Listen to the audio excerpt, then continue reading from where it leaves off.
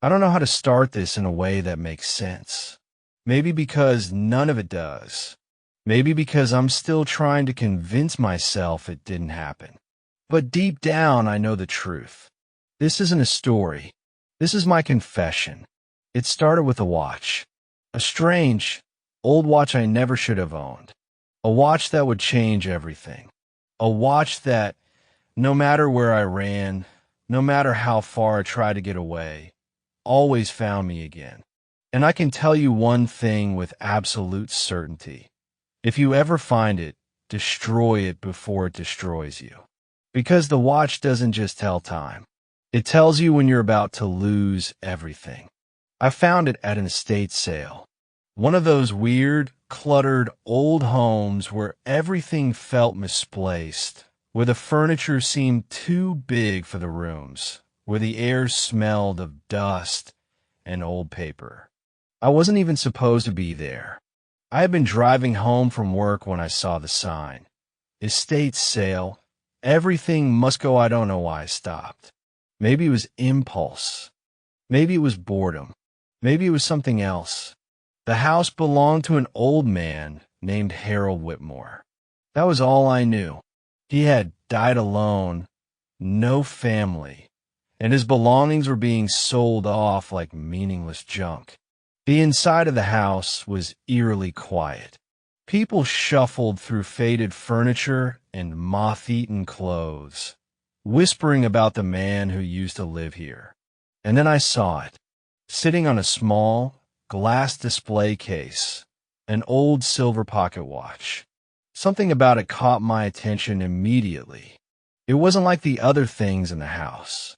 While everything else looked aged, crumbling, forgotten, the watch looked untouched, polished, like it had just been placed there, like it had been waiting for someone to find it. I picked it up. It was heavier than I expected, cool against my palm. The intricate silver design on its cover looked almost mechanical, like gears shifting beneath the surface. I traced my fingers over the cover, and without thinking, I clicked it open. The watch face was simple, elegant, but the second hand wasn't moving. The time was frozen at 11:43. I tapped the glass, expecting it to jolt back to life. Nothing. The price tag tied to the chain read $10. A steal. I turned to the old woman running the sale. Do you know if this still works? She barely glanced up from counting dollar bills. No idea. That belonged to Harold. He never took it off. Not once. That struck me as odd. If he always had it, why wasn't it working? Still, I bought it. I wish I hadn't. I wish I had left it there, sitting in that house, waiting for some other poor soul to pick it up. But I didn't. And because of that, people died. I took the watch home and placed it on my nightstand, meaning to inspect it later. But that night, I had the first nightmare. I don't remember much, only glimpses, flashes of something dark, something vast. Shadows stretching across endless hallways. A whispering voice, a countdown ticking down in my head. When I woke up, I was gasping for breath. And the first thing I saw, the watch was open. I hadn't touched it, hadn't even moved it, but the cover was flipped open, the frozen time staring up at me. 11:43, I swallowed hard, trying to shake off the unease. It's just a broken watch, I told myself. Nothing more. I shut the cover, placed it back down, and went about my day. But the next night, the same thing happened. And the night after that, no matter where I put the watch, on my desk, in a drawer, even in my car, by morning, it would always be open, facing me. And then, on the fourth night, the second hand moved. I was watching TV, trying to ignore the constant unease that had started creeping into my life since I brought the watch home. That was when I heard it, a soft, metallic ticking. It took me a moment to realize where it was coming from. My heart hammered in my chest as I turned my head to the watch, sitting on the table beside me. Tick, tick, tick. I swallowed hard. Slowly, I picked it up, my fingers trembling as I clicked the cover open. The second hand, stuck for days at 11:43, was moving again. Only something was wrong. The hand wasn't moving forward. It was ticking backward, and the numbers were changing. 11:42, 11:41, 11:40. I slammed it shut and dropped it onto the floor. No, no. This wasn't right. It was just a broken watch, wasn't it? I grabbed my phone, desperate to distract myself. And that was when I saw the notification. Breaking news. Fatal car accident on Oak Ridge Avenue at 11:43 p.m. I felt the blood drain from my face. That was 3 blocks from my apartment. I clicked the article, my hands trembling. 2 dead. A crash caused by a sudden brake failure at exactly 11:43 p.m. I stared at the words, unable to breathe. The watch had started counting down before the accident happened, before the exact time of the tragedy. I told myself it was a coincidence, a sick, disturbing coincidence. But then the next night, the ticking started again, and I knew this was just the beginning. I didn't sleep that night. I sat in bed, my eyes locked on the watch, half expecting it to spring open again on its own. It didn't. It just lay there, still, silent, waiting. But I knew better now. It was counting down. To what? Another death? Another accident? I didn't want to find out. The next morning, I made a decision. I was going to get rid of the watch. I didn't want to just throw it away. Some instinct told me that wouldn't work, that it would come back. So instead, I drove out of town, far enough that I could be sure it was gone for good. I parked by a wooded area, stepped out, and walked deep into the trees. With each step, my pulse quickened. It felt like I was being watched. Finally, I reached a small clearing. I pulled the watch from my pocket, holding it at arm's length as if it might bite me. My fingers trembled as I flipped the cover open one last time. 11:43, still frozen, still waiting. I swallowed hard, then hurled it as far as I could into the trees. The silver gleamed once in the morning light before disappearing into the undergrowth. Gone. For good. I let out a shaky breath, turned, and walked back to my car. And that was when I heard it, a sound that made my blood turn to ice. Tick, tick, tick, coming from my pocket. I stopped. Slowly, with trembling hands, I reached into my jeans, my fingers closed around something cold and metal. I yanked it out. The watch. My vision blurred, my breathing ragged. It was impossible. I had just thrown it away. But here it was, back in my pocket. I dropped it onto the ground, my entire body shaking. Then, before I could react, the cover snapped open on its own, and the second hand started moving. Tick, tick, tick, counting backward. I barely had time to process what was happening before my phone buzzed. I yanked it out of my other pocket. Another news alert. Breaking. Fatal fire breaks out in downtown coffee shop at 11:43 a.m. Several injured, 1 dead. I almost dropped the phone. The watch had started counting down again before another death. And this time, it hadn't waited until nightfall. This wasn't a coincidence. I was beyond that now. The watch was warning me. It only moved before tragedy, before death. And if that was true, what would happen when the countdown reached 0? The thought made my skin crawl. I sat in my car for nearly an hour, gripping the watch in my shaking hands, watching the second hand slowly tick backward. I tried to convince myself I wasn't part of this, that I had no reason to be scared. But deep down I knew better.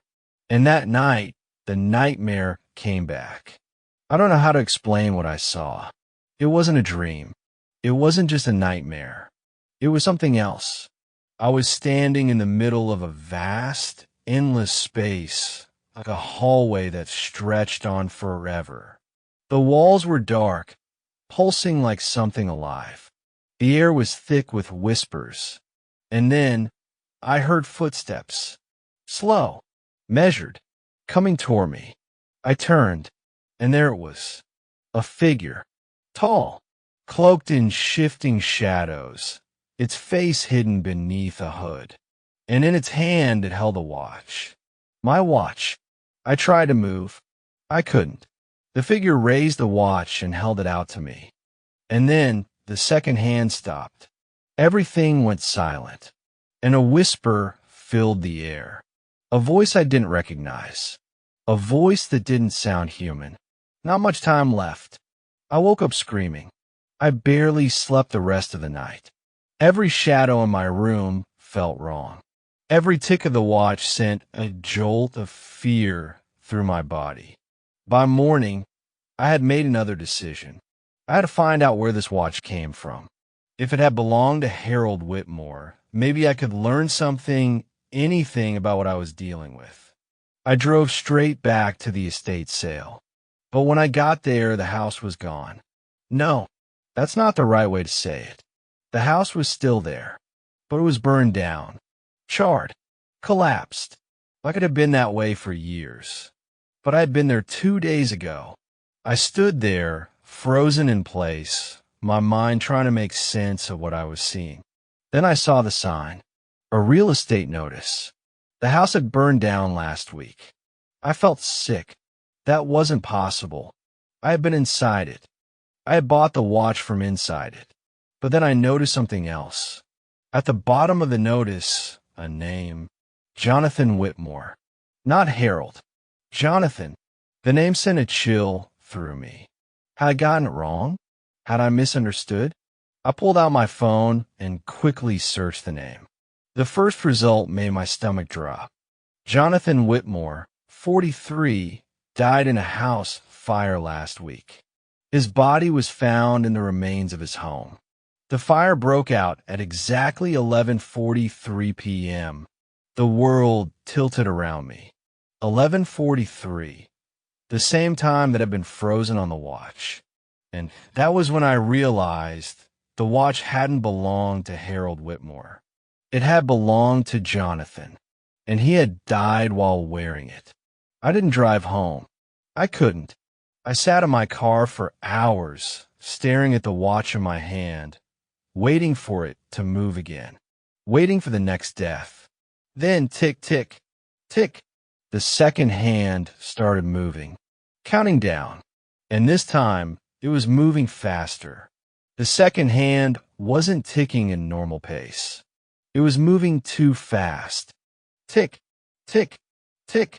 Not in real time, but accelerating, counting down minutes in mere seconds.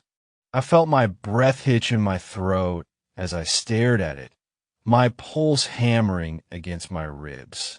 Whatever was coming, it wasn't hours away. It was minutes. I fumbled for my phone, my fingers slick with sweat, and checked the time. 10:36 p.m. The watch's countdown had less than 5 minutes left. Who?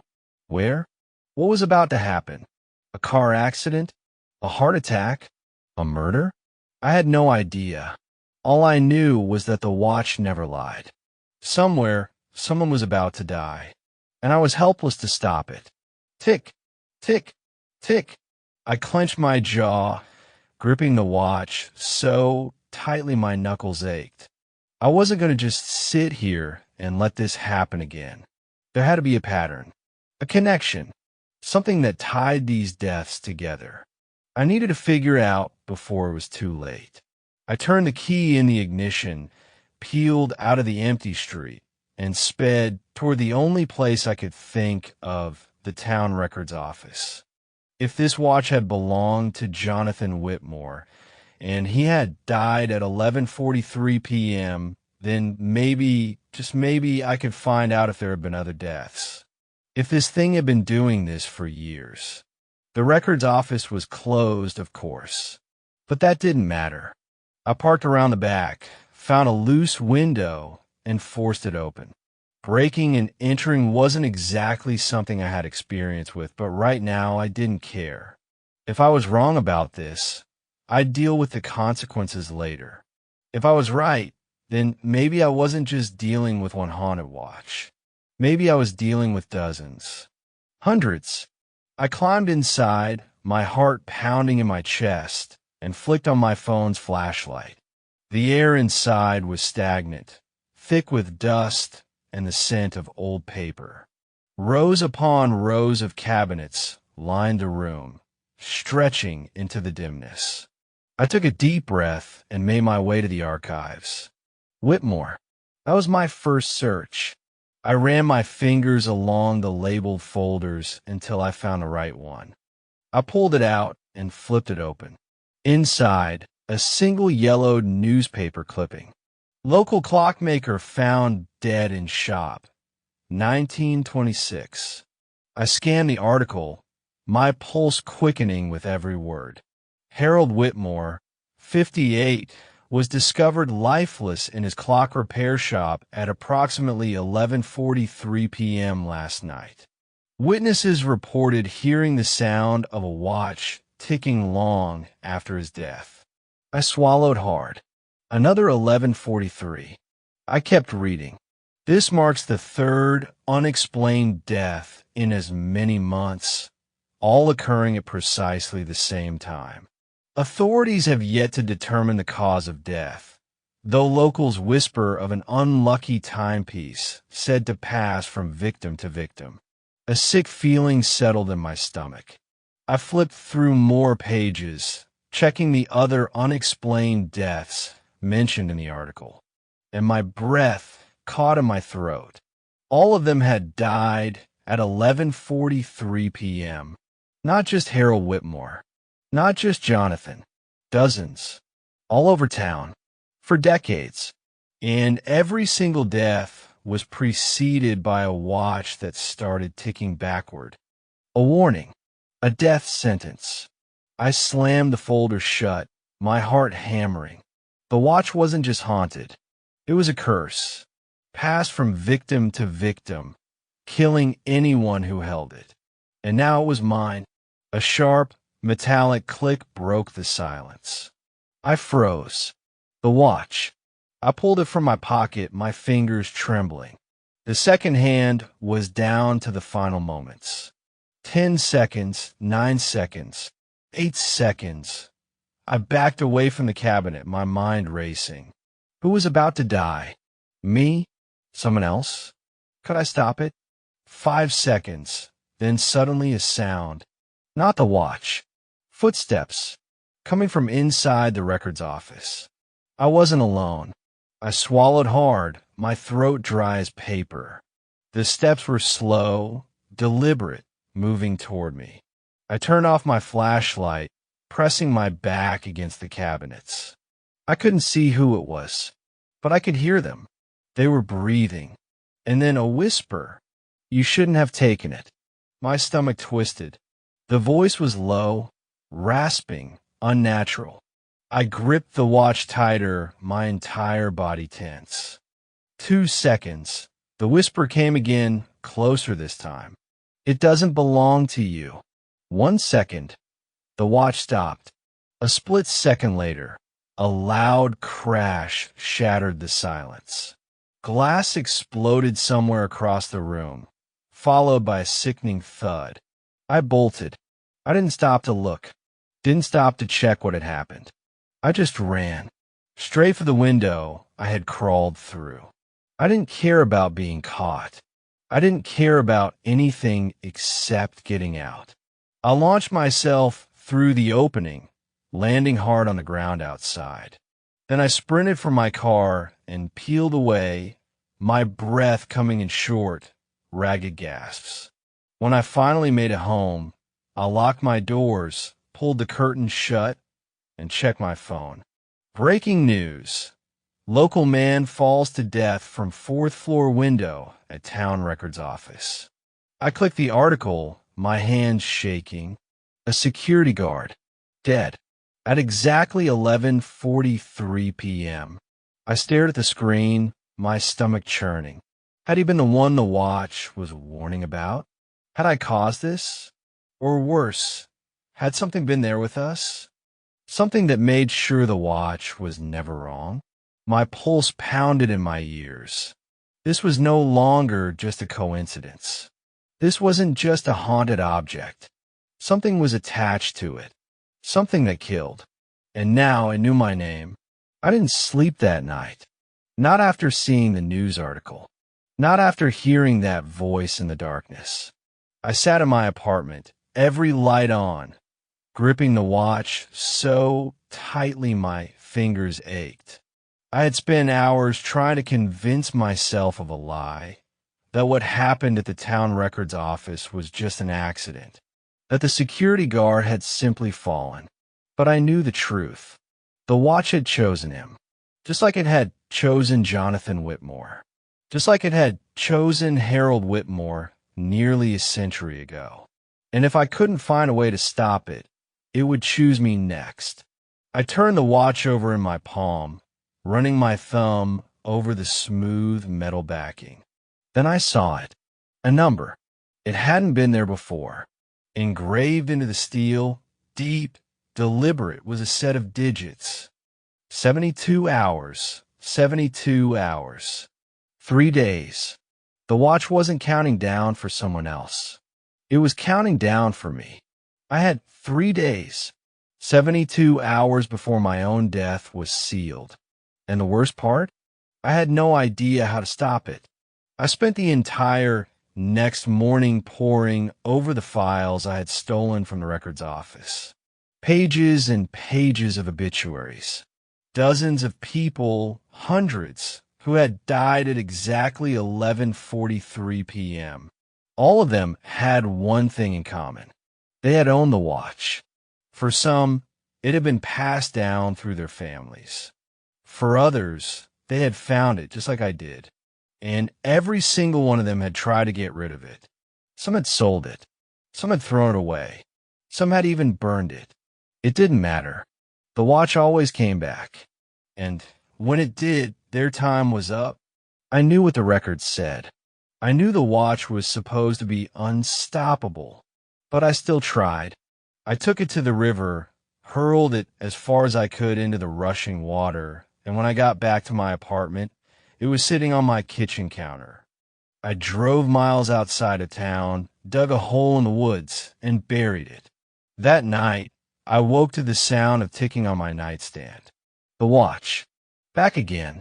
Every attempt, every desperate action was pointless. I couldn't get rid of it. I couldn't run from it. The numbers on the back continued counting down. 52 hours, 23 minutes, and 12 seconds. 52 hours, 23 minutes, and 11 seconds. 52 hours, 23 minutes, and 10 seconds, second by second. Closer and closer to the end. There was only one thing left to do. I had to find someone who had owned the watch and lived, if such a person even existed. I spent hours combing through old records, searching for anything, anyone who had been tied to the watch but hadn't died at 11:43 p.m. And then I found her, Clara Whitmore, a woman in her 90s, the only person connected to the watch who was still alive, and the only one who might know how to stop it. I drove to her address, a small, dilapidated house on the outskirts of town. The curtains were drawn. The house was eerily quiet. I hesitated at the door, then knocked. No answer. I knocked again, louder this time. Still nothing. I checked my phone. 50 hours left. I wasn't leaving without answers. I twisted the doorknob. Unlocked. The door creaked open, revealing a dimly lit hallway. And the moment I stepped inside, a whisper, "You shouldn't have come." I turned toward the voice. An old woman sat in the darkness of the living room, her frail body hunched in a wooden chair. Her face was shadowed, but I could see her eyes. Sunken, haunted, and locked directly on me. "Clara Whitmore?" I asked, my voice tight. She didn't respond, just stared. I took a step forward, pulling the watch from my pocket.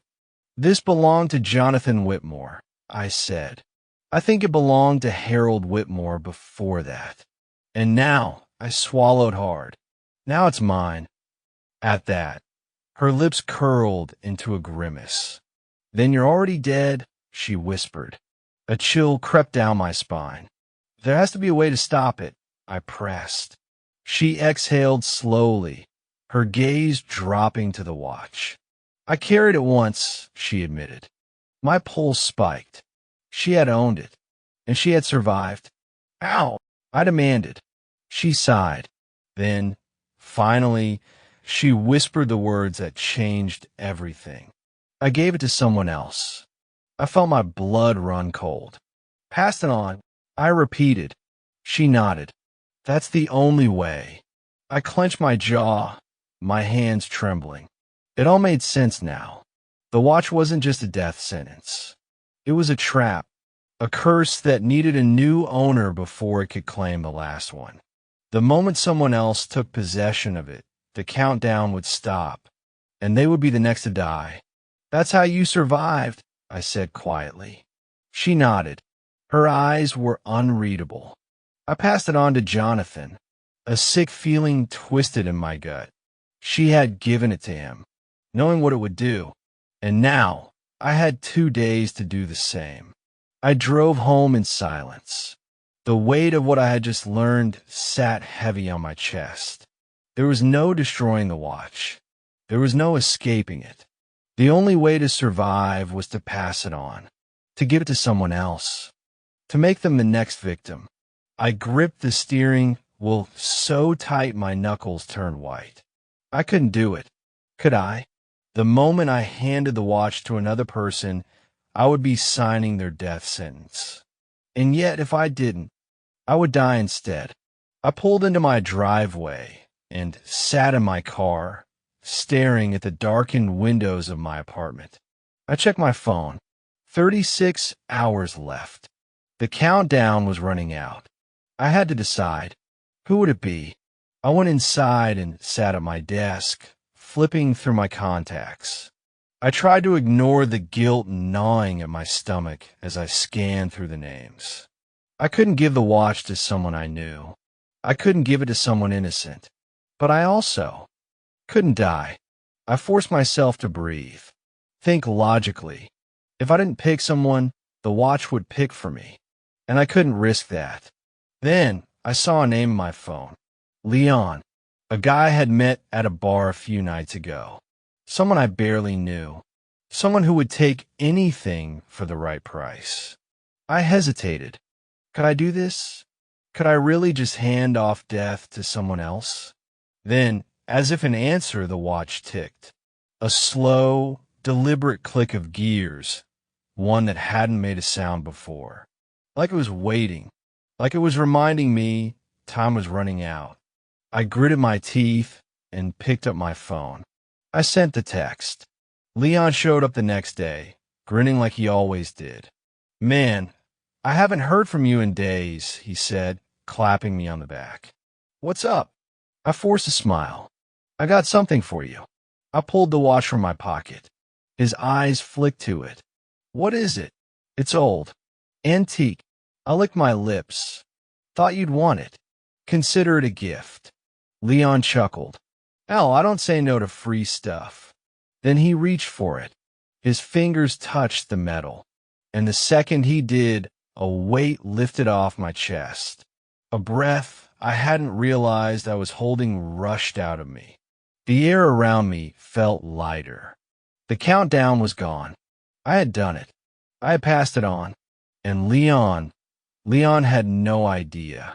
That night, I sat in my apartment, staring at my hands. I should have felt relief. I should have felt safe. But all I felt was sick. I had just condemned an innocent man. And no matter how I tried to justify it, No matter how much I told myself it was him or me, I couldn't shake the feeling that I had made a terrible mistake. Then, at 11:42 p.m., my phone rang. I hesitated before answering. Leon. I swallowed hard and pressed the phone to my ear. Hey, man. His voice crackled through the speaker. Something's wrong with this watch. I closed my eyes. What do you mean? It stopped, he said. Exactly 1 minute ago. It just stopped ticking. I gripped the phone. 11:42 p.m. It had begun. Leon chuckled nervously. Man, I don't know why, but I got this real bad feeling. I couldn't speak, couldn't breathe, because I already knew what would happen next. Then, Leon let out a choked gasp, and the line went dead. I stared at my phone, the silence pressing in like a crushing weight. It was over. Leon was dead. The watch had taken him, just like it had taken all the others. And I was free. For now. I ran a shaking hand through my hair, trying to convince myself that this was the only way, that I had done what I had to do. But as I sat there in the darkness, I felt something cold against my wrist, a weight I hadn't noticed before. My stomach dropped. Slowly, hesitantly, I looked down. The watch was back, strapped to my wrist, the metal ice cold, and engraved on the back, a new countdown had begun. My heart slammed against my ribs. This wasn't supposed to happen. I had passed it on. I had followed the rules. Then why was it back? I clawed at the strap, tried to pull it off, but it wouldn't budge. The watch had chosen me again, because I had made a fatal mistake. I had given it to someone who didn't deserve to die, someone who wasn't guilty. That was the truth I had overlooked. Clara Whitmore had passed it on to Jonathan Whitmore, her own son. She had given it to someone tied to the curse. I had given it to a stranger, and now I would pay the price. I looked down at the new engraving. 168:00:00, 7 days. A full week. That was all the time I had left, unless I could find the right person to take it. I took a slow, shuddering breath. I had escaped once. I could do it again. I just had to find someone else. Someone who was meant for the watch. And if I couldn't, then at exactly 11:43 p.m. in 7 days, I would be next.